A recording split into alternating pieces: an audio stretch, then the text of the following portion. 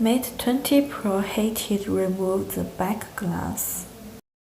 Unscrew all the screws and remove the wireless charging board. Remove the flexi cable. Start heating to take off the screen. We use a temperature of 110, but it depends on your own machine. You cannot just see it. Begin to remove the screen. First, clean the residue glue. Begin to separate. Take seat, touch and display are no problem. Adhesive the OCA. Remove the protective film of OCA. Set the position and then adhesive the front glass and remove the bubble.